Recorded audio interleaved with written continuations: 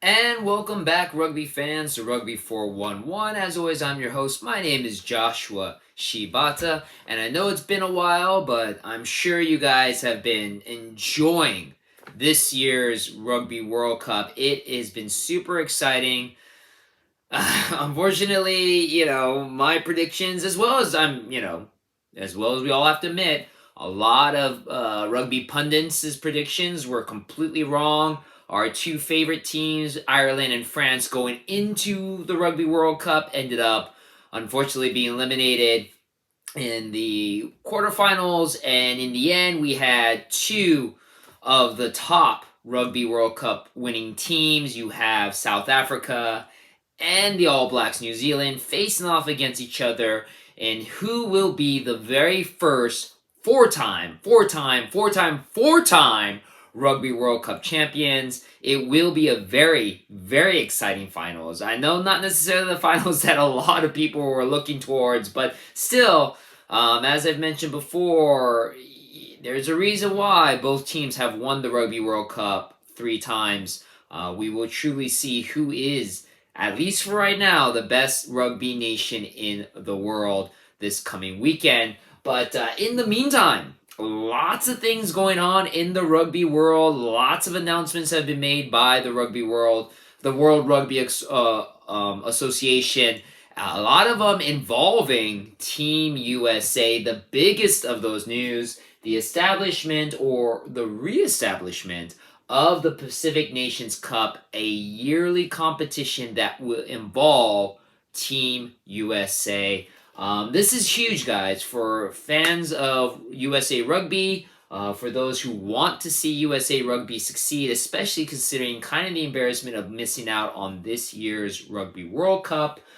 This is a good start to seeing USA become relevant in the world rugby community. So let's break it down. We're going to talk about this tournament, what it means, some of the pros and cons that have been popping up that I've been seeing online, and my thoughts, of course, to this. So, the Pacific Nations Cup, what is it? It is going to be a yearly or annual competition starting next year in 2024, taking place between August and September, so the latter half of August into the early half of September, which also, too, the World Rugby Association announced a shift in the international competition or the international window of competition. I'll go a little bit more into details in that in my next video when we talk about kind of the pre-announcement to what's been dubbed as the Nations League or the Nations Cup competition. I've talked about this before in prior videos. It's been talked about for a long time. We are now starting to see the groundworks to it, but there has been a shift in the international competition windows. Basically, what that means in a nutshell, allowing players in local or club organizations like Major League Rugby here in the United States, Premiership Rugby in England, the United Rugby Championship, which involves South America, Ireland, Scotland, France, Italy, all these countries. Your rugby championship competition involving Argentina, New Zealand, South Africa, Japan's Rugby League One. All those competitions, they're setting a window outside of the competitions, or at least the agreement, where the top players can compete on a global level. The windows have been open. August, September is one of those windows where we will have these teams compete in the Pacific Nations Cup. Perfect, because it does not interfere with Major League Rugby as well. So a lot of USA players will be able to leave and play in this competition. And this competition involves 6 teams. It involves Fiji, Samoa, Tonga, and then USA, Canada, and Japan. The way this works is that these 6 teams, and the rankings that you see right here are their current World Rugby rankings. Fiji is 10, Samoa 15, Tonga 16, USA 18, Japan 12, Canada 23. The way that it works is these 6 teams are going to be divided up into 2 different pools. Fiji, Samoa, and Tonga, or the island nations, will be in one pool. USA, Canada, and Japan will be in another pool. The Americas in Japan.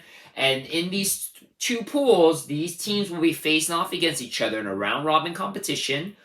Each team will be able to host a game as well as play an away game. The top two teams from each pool will then play off in a playoff game, which will take place over 2 weeks, and it will be hosted in the very first year by Japan, and then in the second year in 2025 in the United States. So really cool opportunity for us here in the United States in 2025 to see all 6 teams, because these 2 weeks will involve every team. Like I said, you'll have the 2 top place teams. They'll cross over and play the 2 top place teams in the other pool. Obviously, the bottom 2 teams will fight over between 5th and 6th place. And then in the second week, you'll have the bronze medal game and then the top game between the top 2 pool crossover winners, crowns. And that will all happen either in Japan in 2024 or in America in 2025. Venues, places, none of that has been determined just yet, but this is the groundwork. Super, super exciting news. Now, this isn't the first time we've had a Pacific Nations Cup, actually. We've had a Pacific Nations Cup before. It started back in 2006, and at that time, a little bit of history lesson, it involved Fiji, Japan, Samoa, Tonga, and the Junior All Blacks, which is kind of the second-tier team of the New Zealand All Blacks team. Over the time of this competition, it's been involved a little bit. What it was really supposed to do, which is what it's doing now, was to develop the Tier 2 nations into more constant competition, allowing them to be more competitive, and then to possibly move up into Tier 1 competition. The beauty of this competition, first and foremost, is it allows all these nations a consistent, yearly, consistent base of level matches of competition against like-ranked teams. As you see in all these rankings, they're all very similar, bunched together between 10 and 20, with only Canada kind of being on the outlier in 23. But all very similar ranked teams. It allows them to consistently play each other every year. The one criticism that USA has had over the time and why they weren't able to qualify for this year's Rugby World Cup is that Team USA rarely were able to compete consistently with good top-tier competition. And no disrespect to countries like Chile and Brazil, but against really good competition. And now we have the chance every year to do this. It's something that the Six Nations do. It's something that the Rugby Championship competition does as well. And all those teams, there's a little theme here, all those teams are consistently in the top rankings. When we talk about this Nations League or Nations Cup, you'll notice that the teams that are in the top 12 are teams that are involved in Six Nations and the Rugby Championship competition. And those competitions happen every year. They've been happening with Six Nations in particular for decades. And that's how these teams get better. So this is the opportunity for the USA to have this kind of competition on a yearly basis. Now, going back, again, this Pacific Nations Cup, it started in 2006. Its job was to escalate and raise the competition level Tier 2 over time. Australia's secondary team, Australia A, was part of it. The New Zealand Maori team was part of it.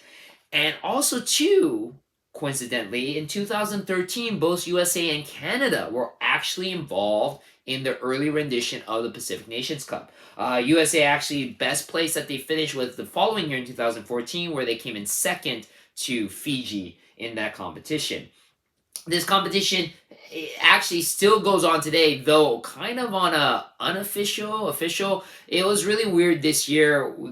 Some of the countries involved in this, which include Japan, Samoa, Tonga, and Fiji, some of those nations were saying that it was a thing this year. Some of them were saying it wasn't a thing this year. It was really, really kind of confusing. Unofficially, I guess you would say Fiji won the competition. But now it has been reinstated. It is now officially a competition starting next year involving these six nations. And it's really great. Again, a great opportunity for USA and Canada to be competitive on a yearly basis. It's also really great for even, again, Fiji, Samoa, Tonga, and Japan as well. Japan, another thing. Again, current coach, well, soon to be former coach, unfortunately, Jamie Joseph, his one thing about Japan, I mean, they did fairly well in the Rugby World Cup this year. Not as well as they wanted to, but it's just because, again, they weren't able to have a consistent, competitive off season or during the test window every year.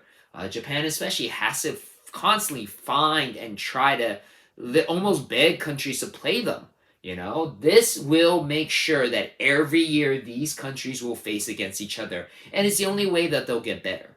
So now there was some talk about how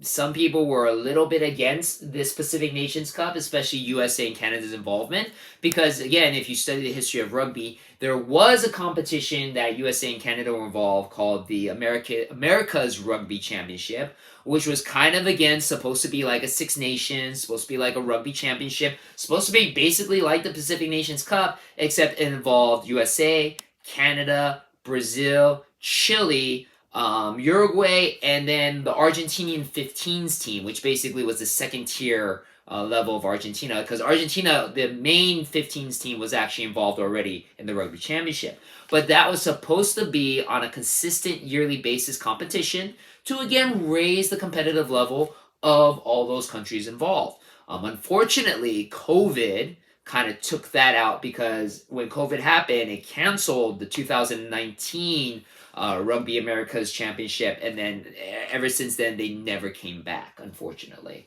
Rumor was that both Uruguay and Chile were supposed to be involved in this Pacific Nations Cup, but for whatever reason, they decided not to, which is very interesting to say the least, because this takes away from both Uruguay, who's currently ranked 16th. I'm sorry, currently ranked 17th, and then Brazil, who's ranked 26th, a chance of really competing. I'm sorry, Chile, that's ranked 22, and Brazil, that's ranked 26. Really a chance to, again, compete on a competitive level here on a yearly basis. So I don't know what Uruguay, Chile, and possibly Brazil are doing in the meantime.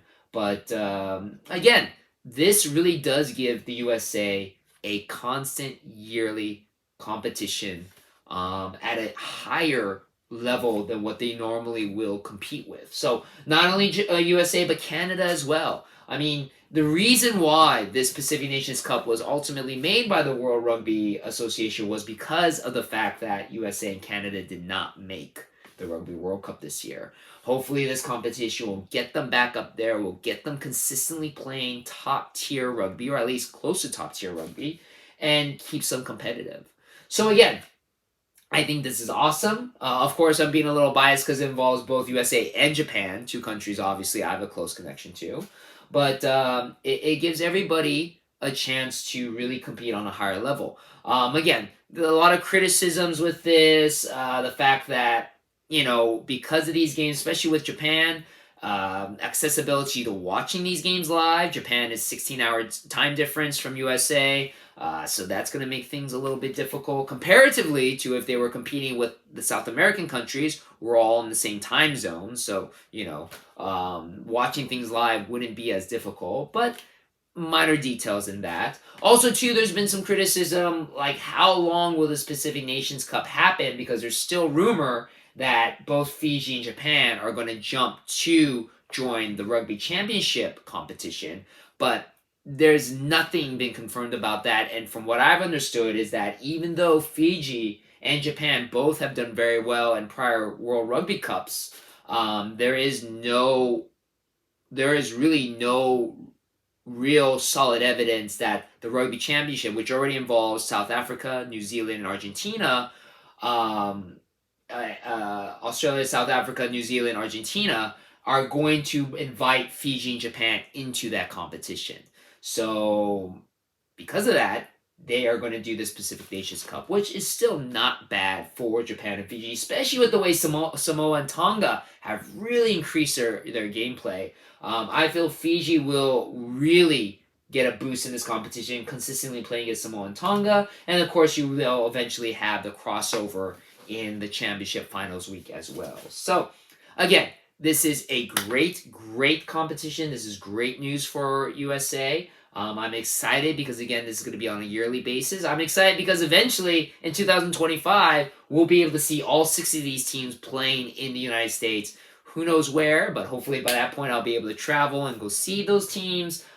Be super, super exciting. So, again, a lot of cool things to look forward to for USA and USA fans in the near future. Let me know what you think in the comments below. If you find this competition appealing, if you felt that maybe USA and Canada should have tried to get back into the America's Rugby Championship. Will this last? Again, there's still a lot of people that do believe Fiji and Japan will jump ship to the Rugby Championship competition eventually. But as I'll talk about in my next video about this Nations League or Nations Cup competition, I don't think that's going to happen because of the way things are turning out with that competition. But again, we'll talk about that in the next video. But again, super, super excited.